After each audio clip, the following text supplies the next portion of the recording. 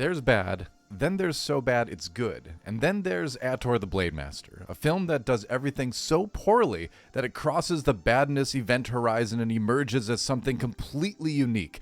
A film that is an affront to all the potential that the medium has to offer, and yet sits among the pantheon of the very best of comedies. Let's hang glide into Ator the Blade Master.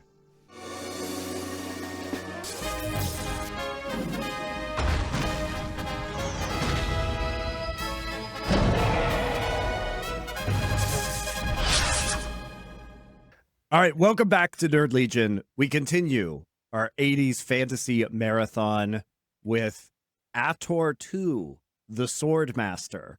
Truly. Blade Master. The Blade Master. Sorry, the Get Blade it Master, right. excuse me. Put some respect on Ator 2, the Blade Master's name, Monty. Come on. It's not even called Ator 2, by the way. It's just literally only called the Blade Master. Put some respect on Ator the Blade Master, Monty. Come on. We'll edit that. So this is truly one of the funniest terrible movies I have ever seen. It is absolutely worth your time. We did take a break from Nerd Legion for a little bit because DoA and I were working on some Ghost of Yote content. Head over to Last Free Nation Gaming to check that out when it releases. But now we're back. We'll do Splinter Cell, the new Netflix show, next week. But this week, we had some time. And Tron Ares is flopping, so we decided not do that. Well, what's your mini review of Tron Ares, though? I saw it. You haven't seen it, right? No. You haven't seen it yet? Okay. I saw it, and my mini capsule review is that I think it's an interesting addition to the Tron universe. It takes the story in an interesting place. I kind of like it in general. Honestly, I think Legacy was a slightly better movie, but they're all kind of mediocre, right? I mean, even the original Tron was most notable for its effects more than its story, right? So, I mean, this one succeeds in being interesting but mediocre, So, I mean, if you want to go and watch a fun movie to watch with great visuals, good soundtrack, Nine Inch Nails crushes it with the soundtrack, which, of course, why wouldn't they? It's Trent Reznor and Atticus Ross. They're geniuses. But yeah, I mean, ultimately, everything besides the music is pretty mid. Except for, I gotta say, Jared Leto's acting is just, I mean, I think the acting in general in this one is just a little bit, it's just not there, right? It all sounds very wooden, a lot of it, yeah, I mean, and here's the thing that bothers me the most is that I can tell that, Jared Leto, for all his obvious flaws, that are becoming more and more, aware for us in the public, he has won an Academy Award. He has he doesn't, and he was good at Dallas Buyers Club, but he doesn't necessarily seem like he's the greatest guy, but he's not. But also, he's just a better supporting actor or character actor than he is a main actor. And he's never going to be the guy, So he needs to my come to final grips point with about that. it. Yeah, here's my final point about it is that what I was going to say is that you can really tell that he really does love Tron and he loves the universe and he really cares, but he's just not a leading guy, I think, and again, sorry, but it just wasn't working for me, and I respect that he cares about Tron a lot, and I appreciate that, and I respect that it sounds like he was one of the people driving this project forward, which again I appreciate. Thank you for that. But yeah, I mean, I would like to see another Tron at some point, but with a different cast. Bring back the Tron Legacy duo. I mean, it's a little bit late now, I guess. But, either way, fine movie, fun to see in the theater. I would say this is one of the movies that's more fun to see on a big screen. But, yeah, it's mid. It's mid, but in a good way. Well, there you go. But you know what's bad, but in a hilarious way? Yeah. The Blade Master. Oh, yes. I would watch. Well, so, full disclosure, my introduction to this film was back in the early 90s, actually, when I was maybe like 10 years old, 11 years old, something like that. I was still living in Wisconsin even, so I must have been like 9, 10, 11 years old or something. But my first time seeing this movie was as part of the Mystery Science Theater Hour, which was, and by the way, I wore my shirt for the occasion because credit where credit's due. That's where I saw this movie first. And it immediately became a hit among my family members. We have quoted it from then to this day. So like a little over 30 years of quoting the Blade Master in my family now.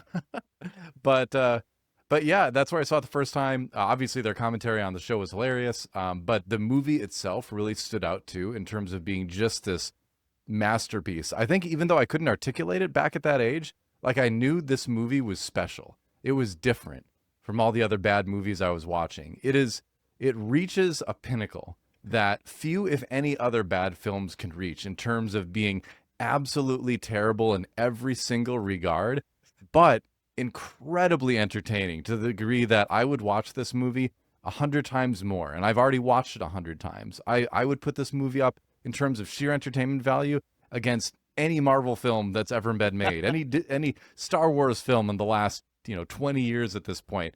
It is thoroughly entertaining from minute one to the final second, and yeah, it's just great. I love this movie. It is definitely the funniest of the bad movies we've seen, because it is, like DoA says, so terrible in every possible regard.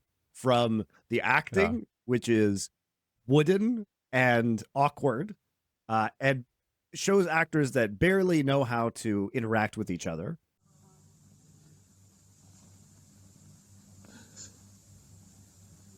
My name is Ravani. Tell Ator they're going to trap him.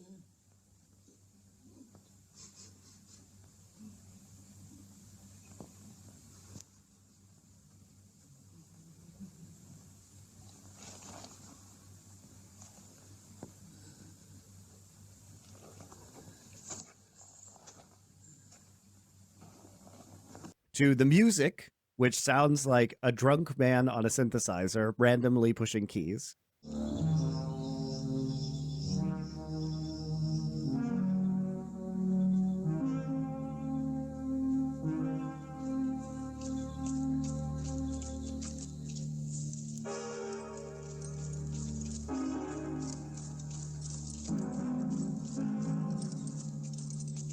To the camera angles and cinematography, which either do not change at all and are a very flat static shot, or they pick the worst camera angles possible, including ones where they're obstructed. You're looking at characters in the background that are obstructed by characters in the foreground, and the shots linger too long, to bizarre shots of our hero Ator unsheathing his swords from a low angle, which just looks incredibly awkward.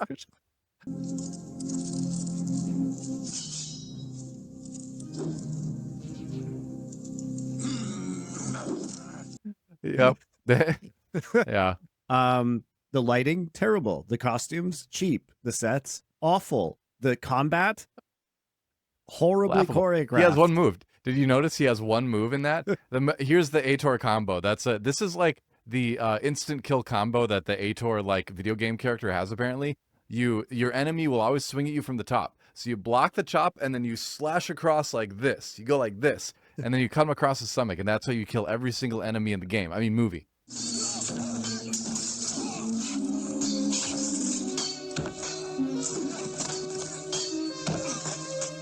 Now, I can't imagine that Ator smells very good, sweating as he travels across the vast landscapes and as he fights all of the, I guess, cavemen, cannibals within this ridiculous movie. But you don't have to smell like Ator, because you can go ahead and pick up some Mando. They offer a variety of men's grooming products, including deodorant, both regular deodorant as well as deodorant with sweat control. If you don't want to sweat at all, that could be an option for you. And it comes in a variety of scents, like this very manly and Ator approved bourbon leather. I also really like their Clover Woods scent, but you could check it out for yourself. Not only do they have regular stick deodorants, but they also have spray on deodorants. They have cream tube deodorants, which are kind of like a lotion that you can rub into any part of your body where you get body odor, not just your armpits, perhaps your taint or your feet, if you happen to have some odor arising, emanating from those domains. So you guys, of course, can check it out this fall here with a starter pack from Mando, which is a good way to try a variety of their products. It's great for new customers. It comes with one of these solid stick deodorants, a cream tube deodorant, and 2 free products of your choice, like a mini body wash or the deodorant wipes. And if you were Ator and you were in the middle of combat and you had to go to your next activity, perhaps perhaps you would use one of these deodorant wipes to cleanse yourself of some of that body odor that you might have accumulated beforehand. Very useful if you're out camping this fall in the cooler weather. You also get free shipping. As a special offer for our listeners, new customers get 20% off site-wide with our exclusive code. Use code NERD, N-E-R-D, at shopmando.com for 20% off site-wide plus free shipping. shopmando.com. Please support our show and tell them we sent you. Yeah. So it's and by that's the way, move. I complained that Miles O'Keefe was really bad at combat in Ator 1. I see that he learned nothing going into Ator 2.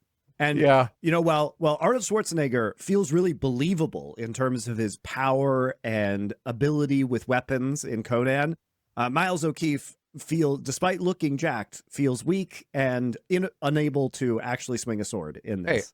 Hey, the guy looks great. He's got muscles for days, well oiled the entire time. No one can you can't say a negative thing about his physique, but his fighting clearly is non-existent. He has one little combo and that's it. But I mean, he wasn't hired for his fighting prowess.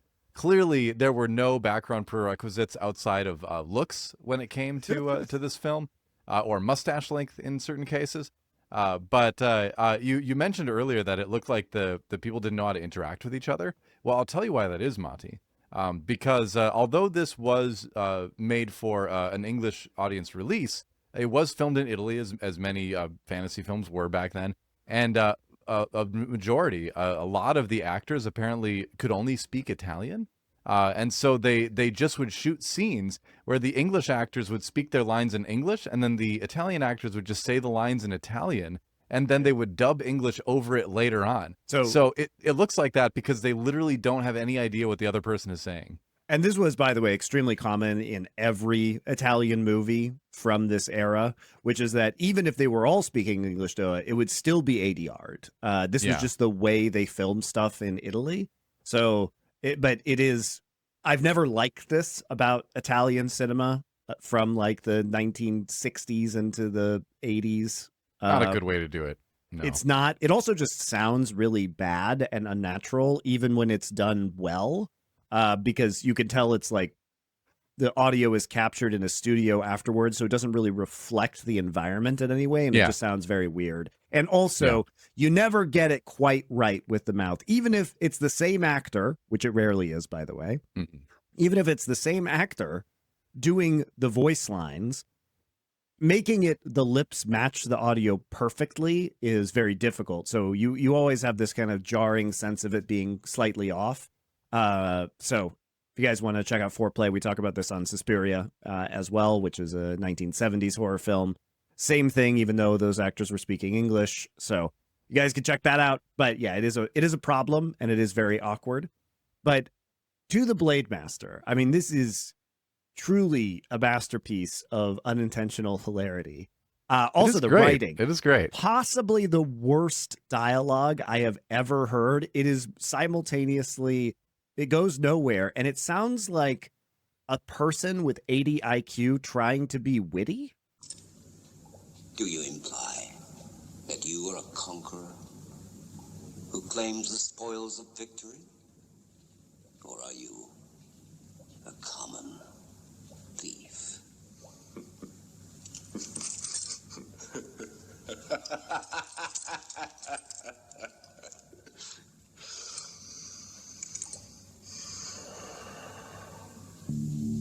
Which you didn't find just Akronos to be a genius philosopher? What? It really seems like somebody hammered this out in 5 minutes, which makes sense because if you guys are wondering why this movie was so bad, I mean, it's not like Ator the Fighting Eagle, which we also reviewed, and you guys should go watch that because it includes such gems as Ator becoming married to his sister, who he thought was his blood sister, but then found out after he tried to marry her that their father said, "Oh, it's okay to get married because you're actually not blood related. We adopted Ator." But he didn't know that when he asked. Not weird at all. He didn't know that when he asked. And if he's already asking, I think we know they're already banging. They were banging before that. And then he asked and then was like, "Oh, well, good. Well, I'm glad she wasn't my blood sister." Also, there was a bear cub running around for no reason. Thankfully, hey, Kiog the bear was the highlight of that film. But thankfully, in this movie, we just sort of like eject everything that happened in the first one. There's like a throwaway line where it's like, sometime later, Sonya died, and you're like, oh, that's too bad. But Ator's like, I'm fine. I'm gonna hang out. He moved back in with his best friend from college, Thong, and they do sword fight stuff together. Apparently, Which Kiog is out there mauling should people, be I'm sure, somewhere. taken metaphorically, I believe. Which now that I think back on that, what I just said, the phrasing the phrasing could have used some work. But But, also, we're- just like it was implied that Ator and Sonya were already banging, I believe it is implied in this film while they hide in the cave that perhaps Ator and Thong may be His name is engaged in Thong. some level of sexual relations. Which Well, Thong won't say anything because he literally Thong has doesn't no say lines. anything. No. Yep. Not sure why. He just doesn't speak. Maybe he couldn't speak any of the languages on set. Maybe his character was just supposed to be the strong silent type. Maybe he just could literally not speak. But no, he says says nothing through the whole movie, which is off-putting. So, in case you guys missed our discussion about the previous film, I will remind everybody that the director, Joe D'Amato, is a very famous pornography director who made lots of hardcore porn, which I will say was less evident in this film than the first film, the first film had a lot more of an exploitation cinema angle. Yeah, But you can still kind of tell. But my favorite part about him was that after he failed in the 80s to make all of these movies that were bad popular, he just went right back to hardcore porn. But what he would do was he would make porn about famous historical people or Shakespearean plays or niche. other fictions.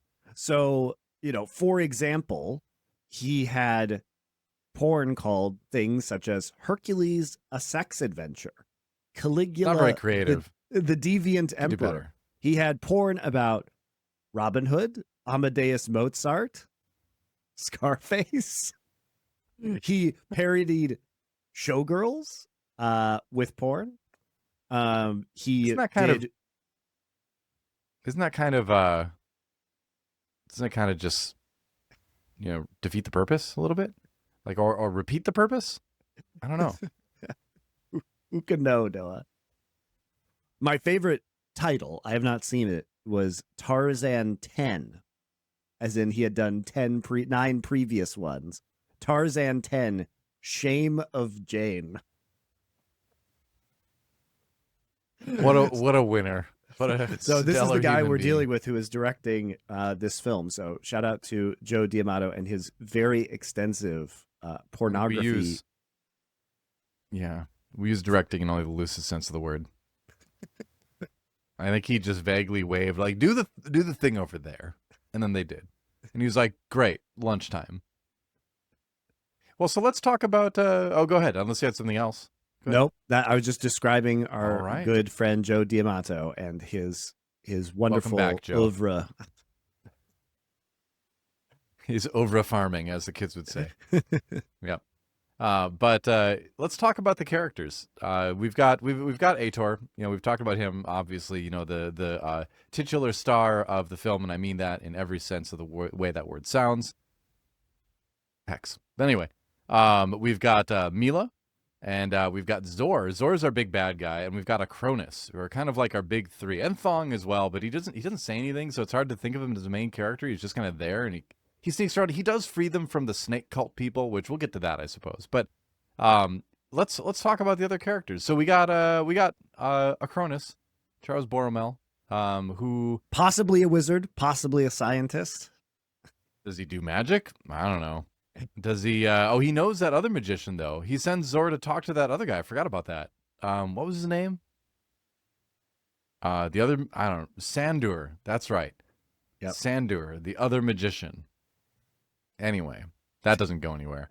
But the point of Akronos is that he has a very powerful artifact that is, by Yes. the way, the ultimate MacGuffin.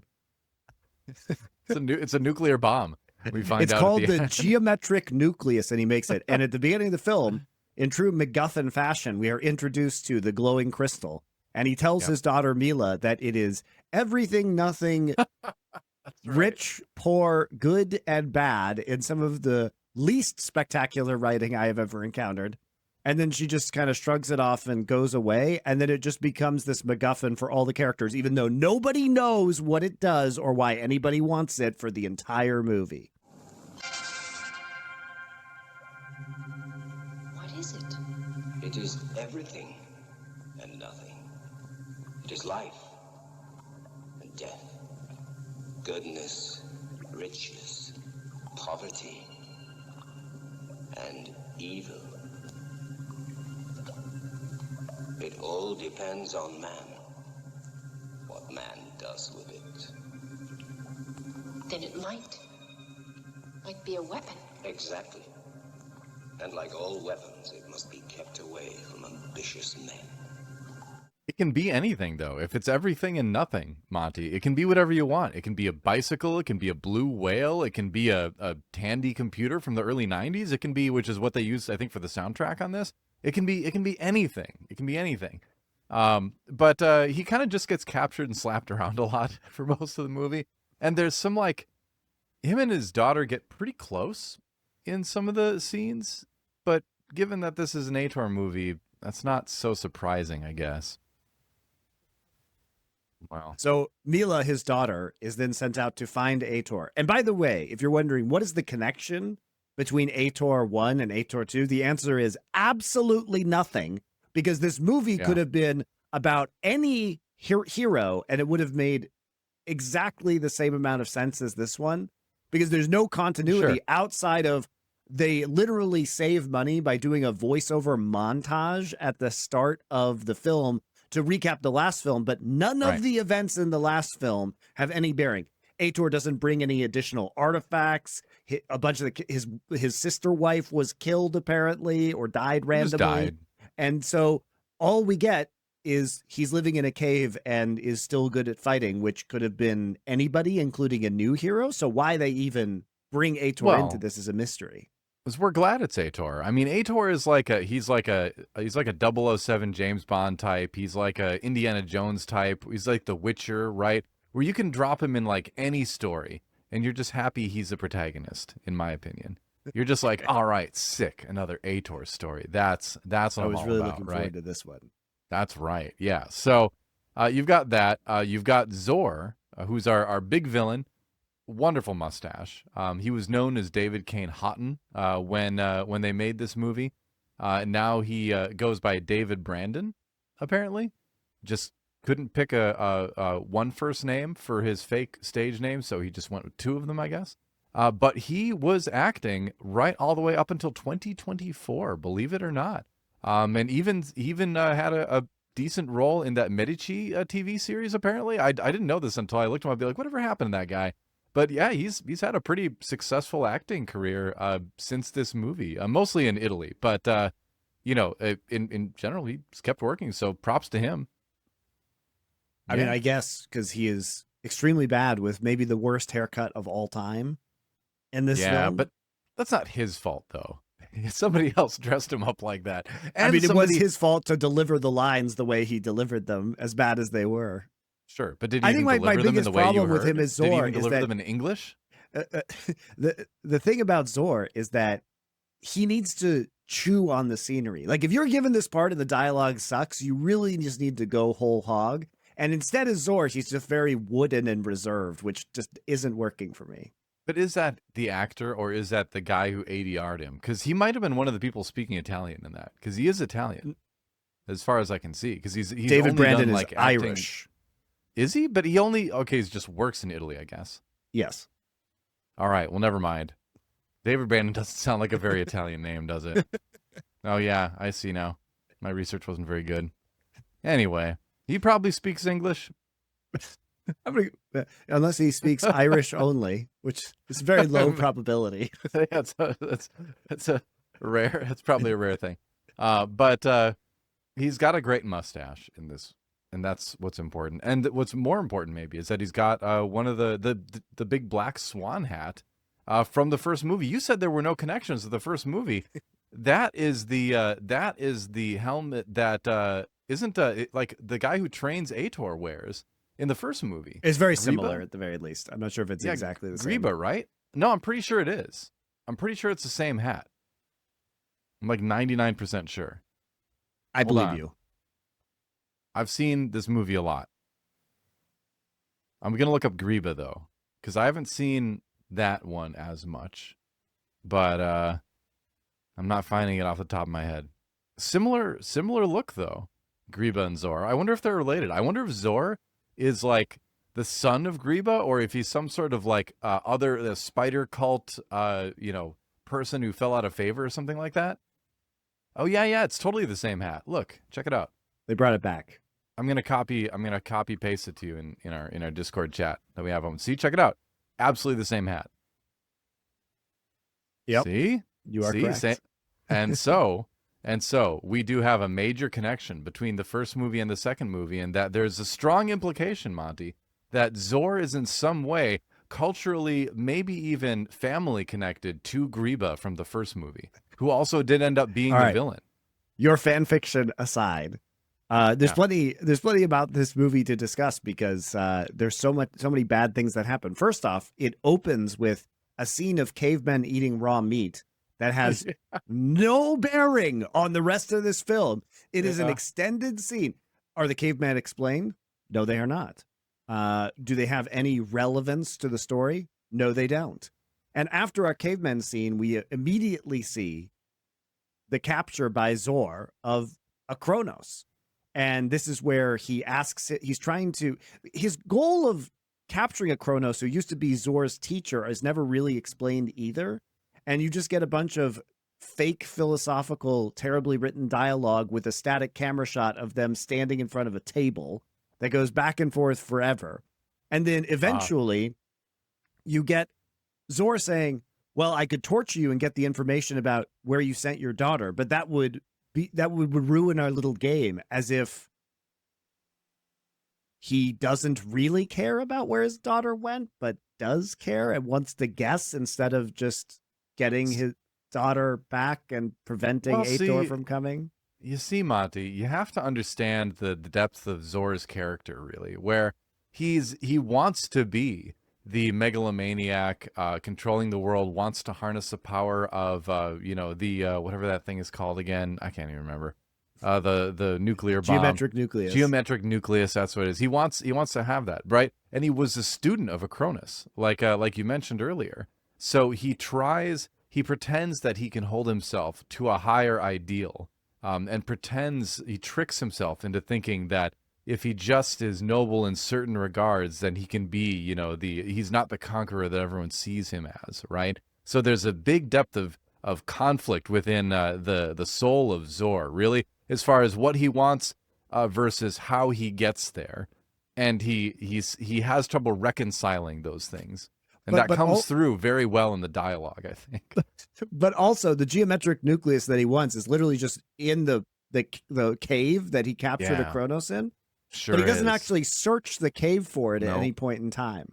Apparently not. So he wants the geometric nucleus, but he doesn't search the cave. And by the way, it's just sitting on a shelf, in case you were curious. It's just sitting there, waiting to be taken. I mean, maybe it's less about obtaining the geometric nucleus and more about unlocking its power. And only Akronos can give you that information. But why does he want to find Mila then?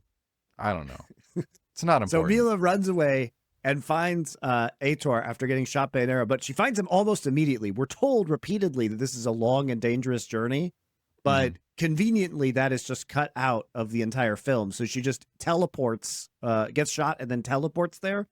And then apparently, Ator has become a super doctor and performs excellent surgeries while he is naked and oiled. And so fixes her arrow wound. And then to test that she is really somebody whom Akronos sent, he puts her inside, I am not making this up, guys, inside a jail cell. And which he just has in this cave. Why does Ator have this?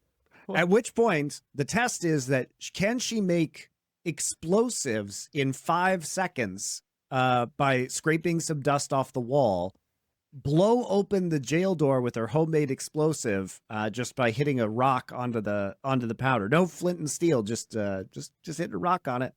And then the movie is so low budget that they can't show that. So instead, they show an explosion on a black screen, and then she just escapes and runs around the corner. She runs around the corner where they were hiding where Ator was hiding to not get hit by the explosion in one of the worst sequences ever filmed. And then he's like, "Oh, you can scrape dust off the walls and make it blow up, make it go boom. You are truly Akronos' messenger."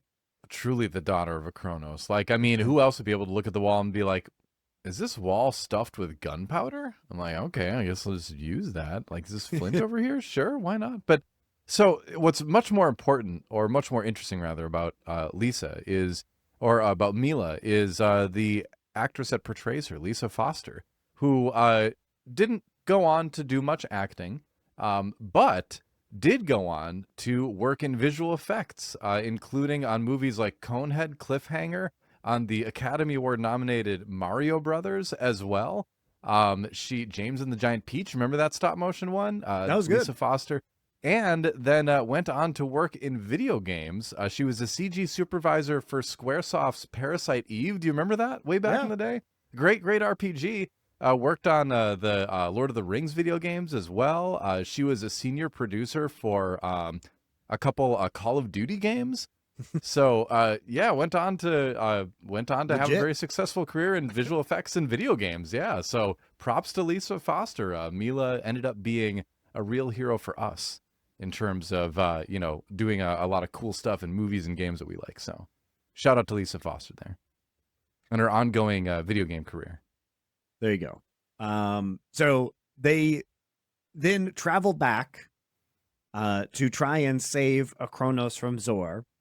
And of course, they take a detour through the village that Ator's parents are from, where they get tricked, quite obviously, by the villagers who also nonsensically trust that.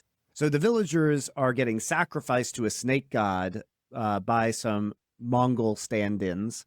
As you do. And so they're sacrificing people every month, and they just believe that the people who are holding them hostage and sacrificing them, once they give them Ator, are going to stop doing that for some reason, even though they have no power. So they then get, of course, betrayed by the people who are sacrificing them.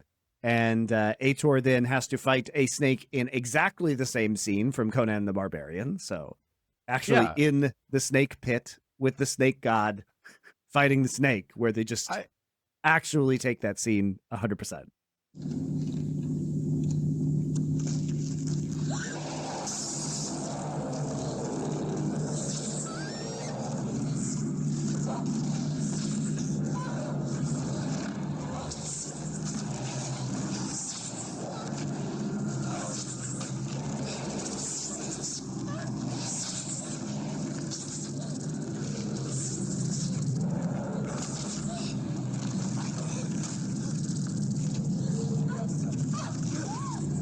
I really want to know what was going through Joe D'Amato's head when he was making Ator 2, where I feel like there was this moment where he was like, man, why did Ator 1 flop? Like, what did I do wrong? And then he's like, I figured it out. It's because we didn't have a snake cult like Conan the Barbarian had. We had like, that spider cult, but not the snake cult. We picked the wrong animal. That's right. We needed to copy it even more. So it's like, you know what? We didn't go full Conan enough in Ator 1. Now we are bringing in the snake cult. We're bringing in the giant snake.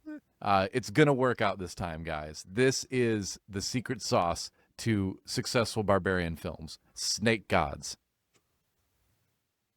That didn't work, though. He kills the snake. And by the way, my favorite part of this, my favorite line of dialogue in the whole movie is when they're tied to the snakes after the villagers betray them, Ator and Mila.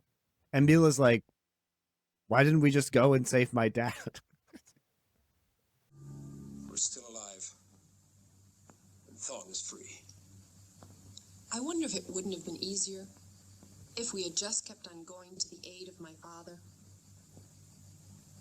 No one's life is more important than another's. Your father would have done the same.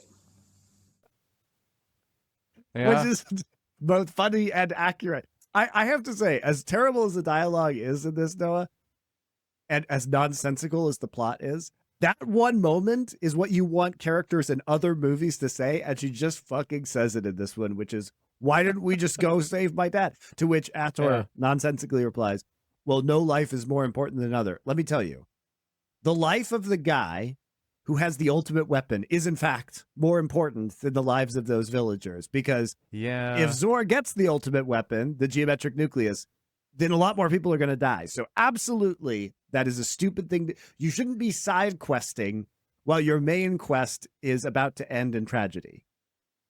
Yeah, I mean, it's like Ator is like purely lawful good here, where he's like, he sees someone in need, he goes for it, he tries to help.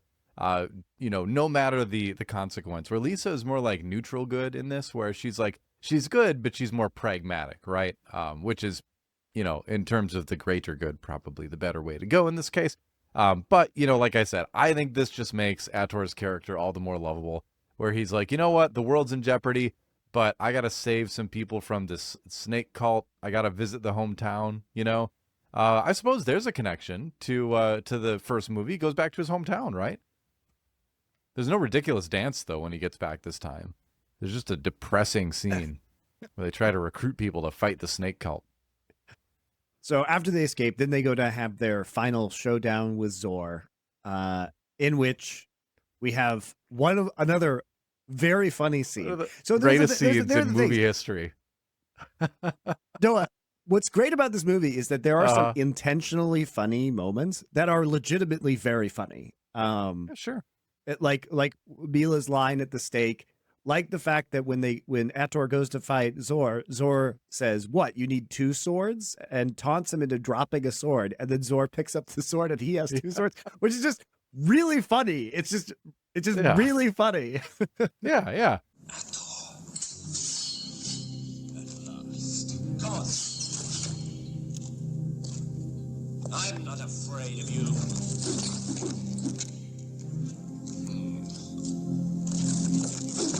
So the mighty Ator needs two swords to fight with, does he?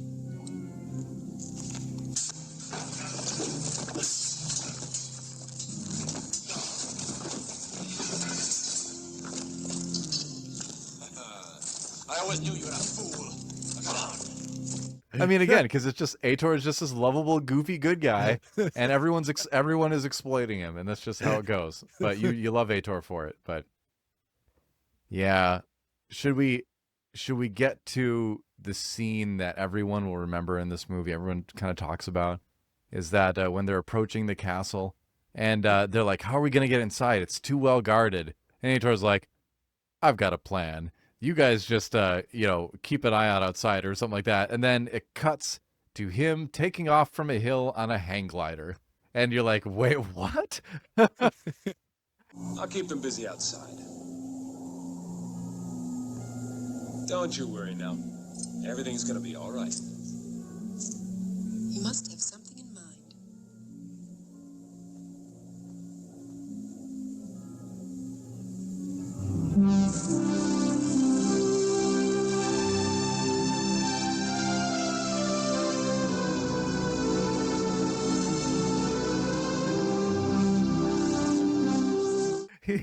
Did he have that MacGyvered the stored hang somewhere, or did he just make it? How did you have no indication that flight even exists in this universe, and suddenly Ator is flying a hang glider, and you're like, well, this is ridiculous. And it also, the most dreamy synth track comes on, and you are just in the clouds, serene with Ator flying through the air, and you're like, how can this get any better / any more ridiculous? And then he starts to drop bombs from his hang glider on the bad guys on top of the castle, which I think that's the castle in Germany, like the famous fairy tale castle for the exterior No, that's shots. not Neuschwanstein. It's not. No, it's not. It looks a lot like it. But anyway, my main point is that not only did he either make or have a hang glider, hidden somewhere, he also had bombs as well, which, I mean, that's a little bit more believable, honestly, in this movie, because it's well established that explosives are, and explosive things are something that are well known in this universe. And also but available still. to him in his cave. Exactly. He could have been stashing them in that loincloth the entire movie. But, either way, just him flying over this castle, and it goes on for a long time, just dropping bombs on people. The rag dolls dressed up in the costumes being thrown off the wall. It is just one of the greatest scenes in cinema history. And Hands down. I do actually wonder if this is going to sound crazy, but inspired John Carpenter, because there's a scene from Escape from L.A.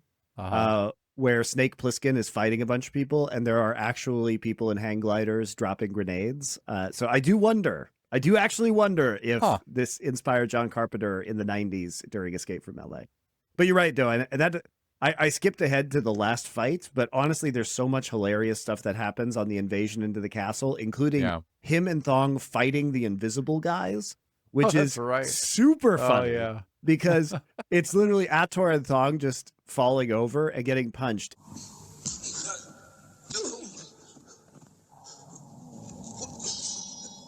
They're invisible.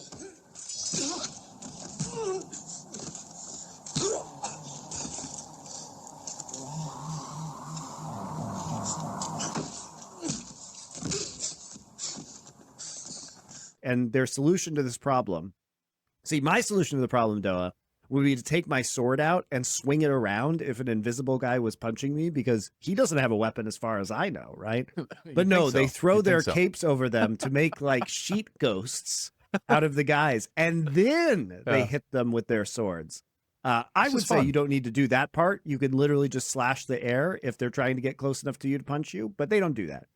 They come up with inventive solutions. But it is so funny to watch them fall over a bunch of times and then throw their capes, and then they're just guys like, because they had no budget, remember? So this was something scary that they could do. They're just like, Miles O'Keefe, can you fall over a few times? Pretend to be punched. Just go like this.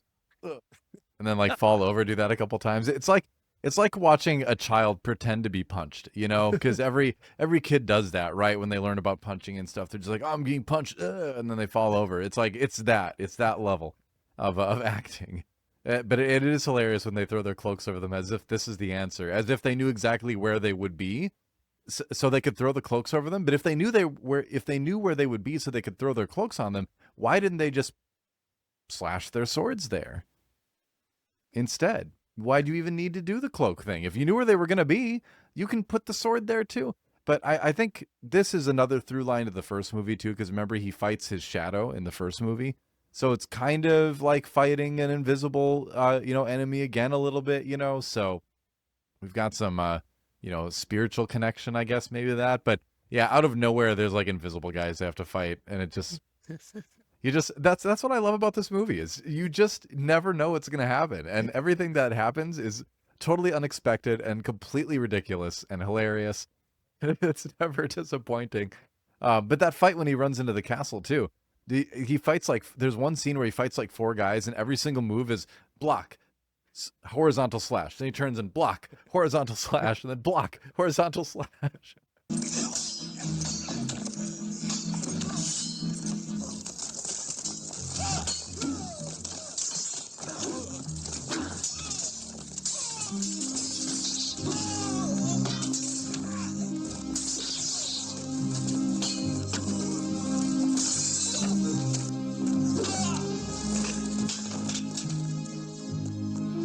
Just over and over again.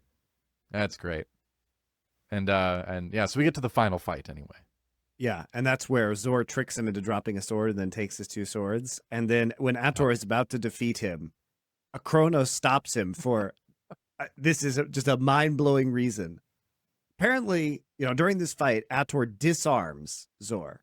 And as he's about to deliver the coup de grace, Akronos shouts, "No, stop! You can't kill him. He's unarmed. That would be murder." As if it was so. Like, the guy with Zor was just fighting him with 2 swords, became disarmed, and now suddenly can't be killed because that is murder in this world, even though it's a man trying to kill you who absolutely would kill you if given the chance. Yeah. And in fact, Ator then stops killing him, turns his back to him.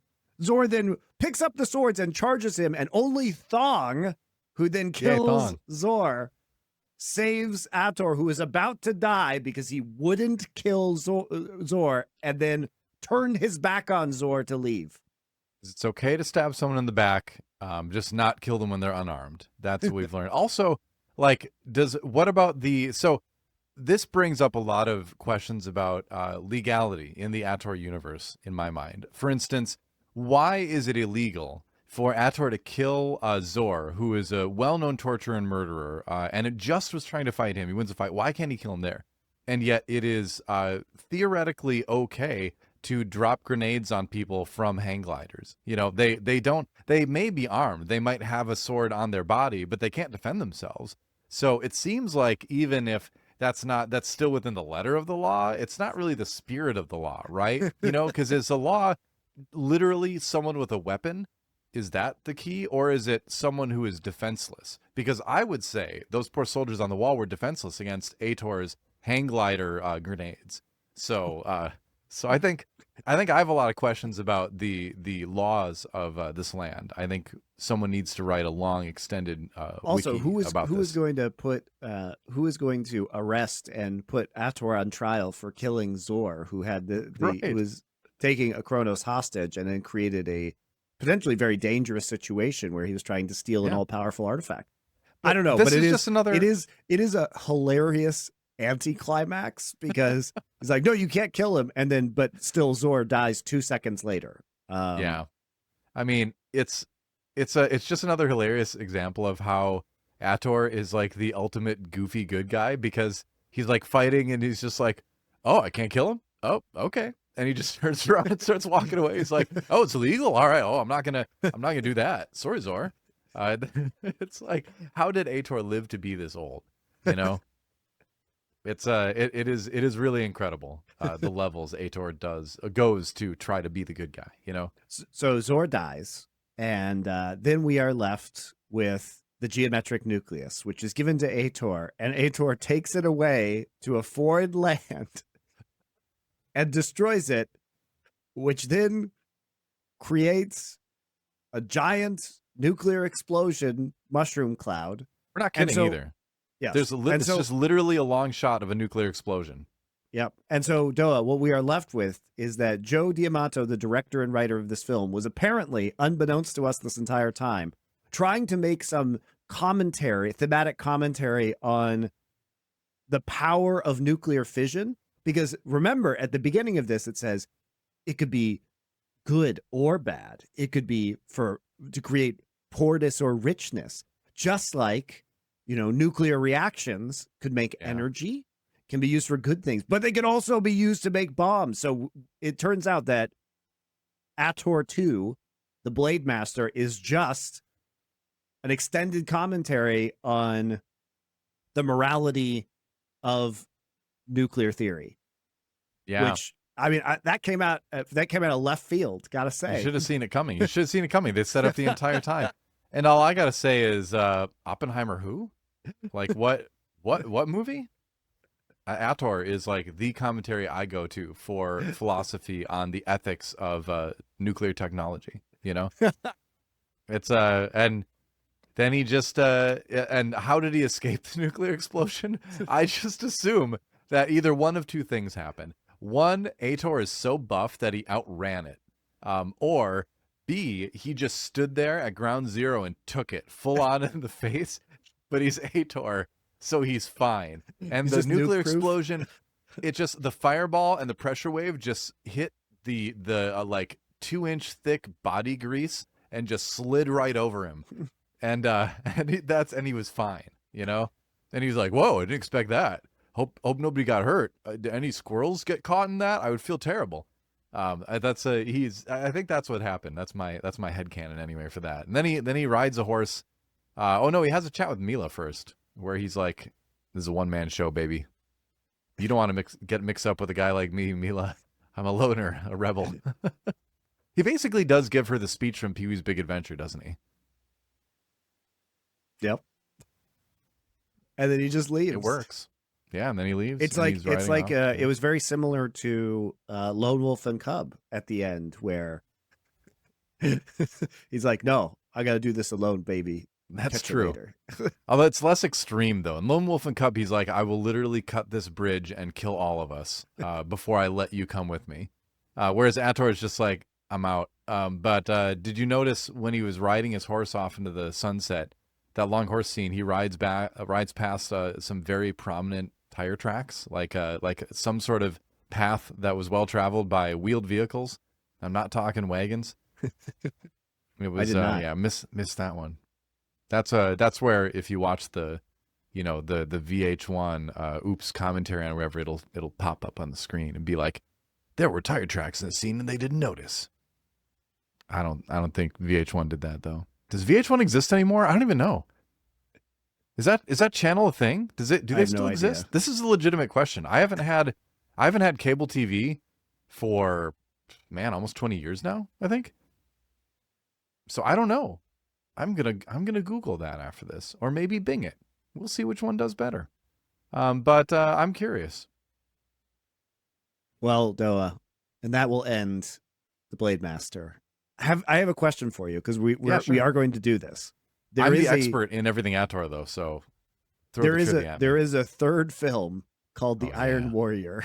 Okay, which we are going to have to watch. Have you? I haven't seen the that third yet. Ator film? No, I haven't seen it. I'm so excited actually. Because I have not seen that, and I'm waiting. I'm saving myself for that Nerd Legion episode. I'm saving myself for Ator 3. Maybe my phrasing wasn't great. There is actually in that a one fourth movie that doesn't star Miles O'Keefe. He is replaced by another actor called Quest for the Mighty Sword, but that is in 1990, so it will not fall. Maybe though we will do that as the final film in our 80s series, just to cap this off. I don't know. If it doesn't have Miles O'Keefe, I'm not interested. I'm too big of a Miles O'Keefe fan. Sorry.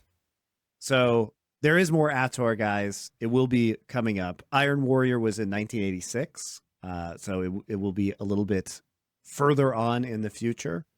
But Ator is not over, and Miles O'Keefe is not over, and neither of us have seen that one. This is my first time watching The Blade Master, but again, guys, it is extremely funny if you want to watch it. It is just unbelievably terrible. We didn't even mention the scene where they have to rescue Mila from cannibals. That's like we just glossed over that. We didn't even talk about that. So there are still so many more gems for you, the viewer or the listener, to discover in your own viewing of Ator, the Blade Master. There you go. Next week, guys, we'll be talking about Splinter Cell, the animated series that they made with Liev Schreiber as Sam Fisher. I'm cautiously optimistic about that, though. We'll see. The only thing I remember about Splinter Cell, well, only two things, is that he's in Rainbow Six, and then he can do splits in a hallway, up on Those top. are fun games. I played all of them back in the day. I only ever played the first one. I'm a bit surprised they tried to revive this franchise because they haven't done anything with it in a really long time. I mean, Tom Clancy's work is just evergreen apparently at this point, so we just can kind of, pick and choose, expand, rehash, whatever you want to do. Well, there you go. All right, guys, we'll see you next week for some Splinter Cell.